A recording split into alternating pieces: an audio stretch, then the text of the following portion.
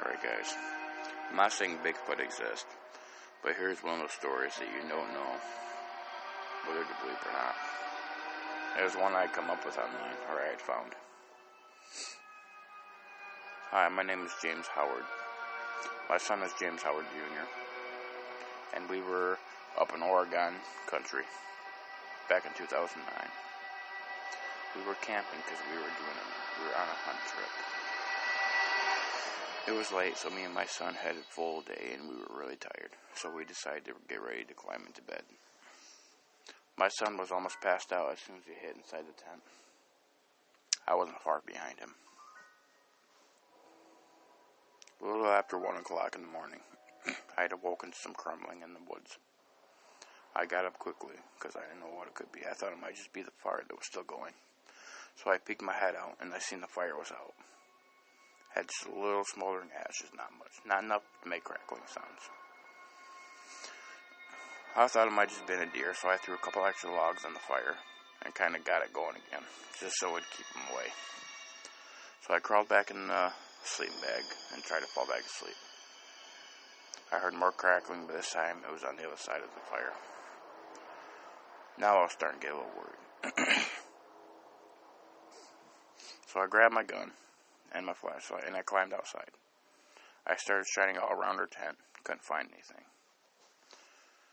Started walking towards a little bit, towards this tree that I heard the crackling behind.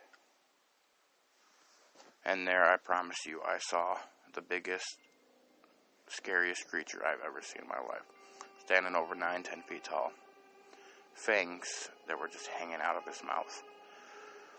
I heard him yell at James and told him to get in the car, and I screamed. I said, "James, get in the car now and lock the doors." He quickly ran to the car and got in it. I was trying to follow him, but then the creature threw a log at me and hit me in the head and knocked me down. It took me a few seconds to get up and reconscious myself.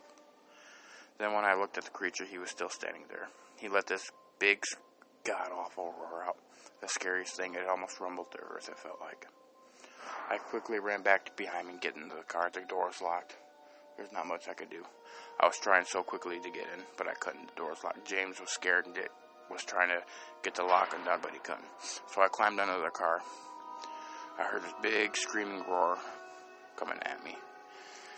Next thing I know, he was kicking dirt at me and throwing stuff underneath the car. I climbed out the other side quickly, got into the passenger side because James had got it unlocked. I climbed in the driver's side quickly. I got in and I took off as fast as I could. And I looked behind me and he was chasing us. When I got about 100 feet up the road, I stopped quickly, or 100 yards. I got out quickly and looked behind us, and he was still chasing us. I got back in and took off as fast as I could. That was one of the scariest encounters we ever had. Next day we went back and tried to look for our stuff. There wasn't much left besides a shredded tent, and our clothes were shredded.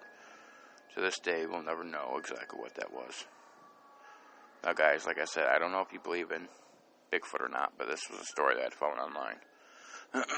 So please, if you listen to this, be careful when you go in the woods. Please guys, subscribe below too. Thank you.